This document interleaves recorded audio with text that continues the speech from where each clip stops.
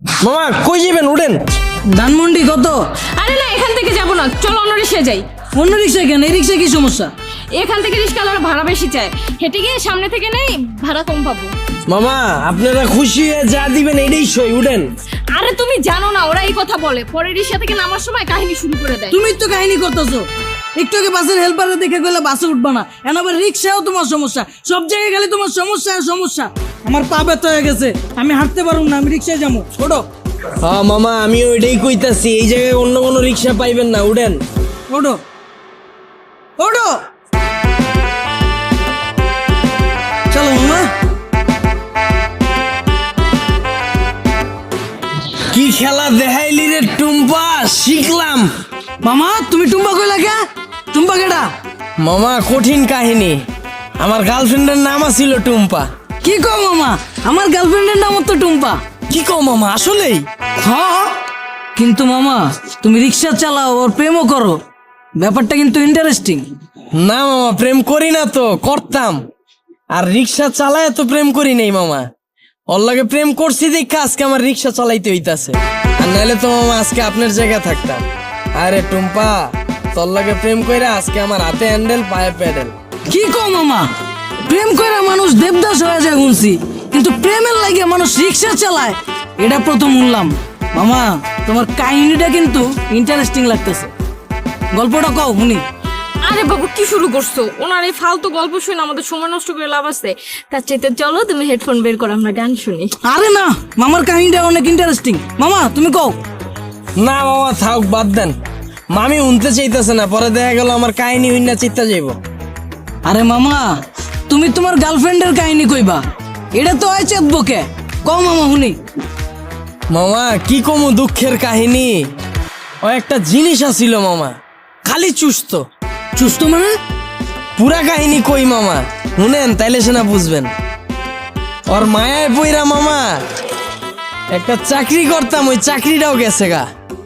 পরে আর কি করার, বন্ধু বান্ধবের টাকা ধারলে ওর লগে দেখা করতাম, মাসের ভিতরে 15 দিনে দেখা করতাম মামা, 15,000 চুইসা লাইতো। কেমনে মামা? মামা হয়তো মাইয়া ছিল না মামা, হয়তো পিশাচা ছিল, রক্তের মতো টাকা খালি চুইসা খায়া ফেলাইতো। তাও মামা মনেরে বুঝ দিতে পারতাম, যদি মামা দইরা রাখতে পারতাম। মামা গার্লফ্রেন্ড গেছে কে কেমনে? মামা আমার চাকরি তো চুষেই দিছে, এরপরে মামা বন্ধু বান্ধবের যে টাকা ধার করছিলাম, ওর টাকা তো আর শোধ করতে পারি নাই, পরে আর নতুন করে ধার দেয় নাই, এর লেগে 10 দিন ধরে ওর লেগে দেখা করতে পারি নাই। পরে ভাই অন্য জায়গায় যায় ভাই চোষা শুরু করে দিছে। পরে? পরে আর কি মামা, 1 বছরে 10 লাখ টাকা চুষা দিছে। পরে এই 10 লাখ টাকা শোধ করার লেগে মামা এই যে রিক্সা চালাই না শুরু করলাম। চাকরি করে তো মামা এই টাকা শোধ করা সম্ভব না। মামা তোমার কপালটা আসলে খারাপ আছিল, কিন্তু মামা আমার কপাল কিন্তু চান কপাল। আমার গার্লফ্রেন্ড আমার অনেক ভালোবাসে, আর মামা আমিও কিন্তু আমার বন্ধুদের থেকে টাকা ধার লয়া পরে লয়া ঘুরি, কিন্তু মামা ভালোবাসার কাছে টাকা পয়সা আসলে তুচ্ছ জিনিস। কি কও জান? মামা আপনার লেগে দোয়া করি মামা, খালি জীবনে একটাই আফসোস, যারে আম খাওয়া শিখাইলাম এখন আর আম খায় না মামা, আপেল খুঁজে। আর 2 দিন পর পর নতুন বয়ফ্রেন্ড লয়ে আমার রিক্সায় উঠে। কি কও মামা? তোমার গার্লফ্রেন্ড তোমার চুষা তোমার রিক্সায় উঠে আবার বয়ফ্রেন্ড লয়া? মামা আমি যদি তোমার জায়গায় হইতাম তাইলে 2টারে 2 গালে ঠাড়া বইরা দিতাম। কি কো মামা, আসলেই? হ, তুমি দরকার হইলে আমার নাম্বার লয়ে লও, অগরে যখন পাইবা আমার নাম্বারে কল দিবা, দরকার হইলে আমি আইসা অগরে থাবড়ায়া যামু। হিলো থামাইছো কে? আয় বলছি তো মামা, নামেন।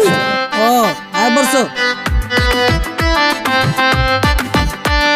কত দিমু? কিরে তুই আমার মালিকা? মামা আপনিই তো কইলেন পাইলেই কানের নিচে বাজায় দিতে, আমারে হাতে হ্যান্ডেল পায়ে প্যাডেল যে পরাইছে ওই জিনিসই তো এইটা, এটাই তো এখন আপনার কপালে জুটছে। আর আপনি কইলেন না হেল্পার রে দেখা উঠতে চায় নাই বাসে, ওই হেল্পারও আমার মতোই চাকরি করতো, ওরে চুইসা হেল্পার বানায় দিছে, এরপর আপনারা ধরছে। যাক মামা সাবধানে থাকেন, আমার ভাড়াটা দিয়ে দেন।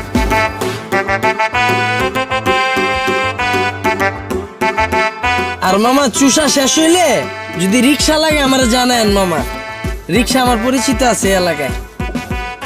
কি কি খেলা দেখাইলি রে টুম্পা, শিখলাম।